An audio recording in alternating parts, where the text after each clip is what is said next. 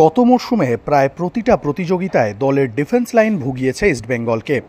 একাধিক চোটাঘাত এবং মধ্যমানের ফুটবলার থাকায় রীতিমতো নাস্তানাবুদ হয়েছে অস্কার ব্রুজোর দল।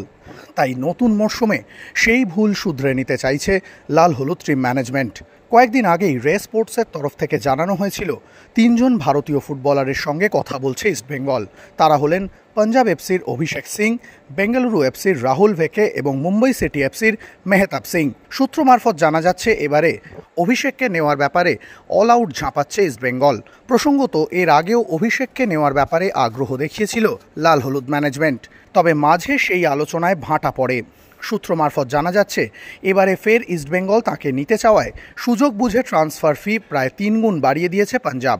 যদিও তারপরেও অভিষেককে দলে নিতে বদ্ধপরিকর East Bengal head coach Oscar Bruzon. এছাড়াও রাহুল ভেকেকেও নিতে আগ্রহী ইস্টবেঙ্গল। ডিফেন্সে এক বিদেশি রেখে এবং বাকি জায়গায় ভারতীয় ফুটবলারদের নিয়েই যে দল সাজাতে চাইছেন অস্কার, তা কিছুটা হলেও পরিষ্কার। তবে এক্ষেত্রেও একটা কিন্তু রয়েছে। বেঙ্গালুরু সূত্র মারফত জানা যাচ্ছে তারা কেরালা ব্লাস্টার্স থেকে হার্মি পামকে নেওয়ার আগ্রহ দেখিয়েছে।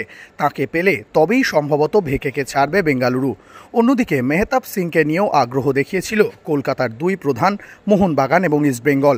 জানা যাচ্ছে মেহতাবের ট্রান্সফার ফি অনেকটাই বেশি হওয়ায় সরে এসেছে ইস্টবেঙ্গল, তবে তার সঙ্গে মোহনবাগানের কথা অনেকটাই এগিয়েছে। মুম্বই যদি মেহতাবকে ছাড়তে রাজি হয়, সেক্ষেত্রে তার মোহনবাগানে যোগ দেওয়ার সম্ভাবনাই বেশি।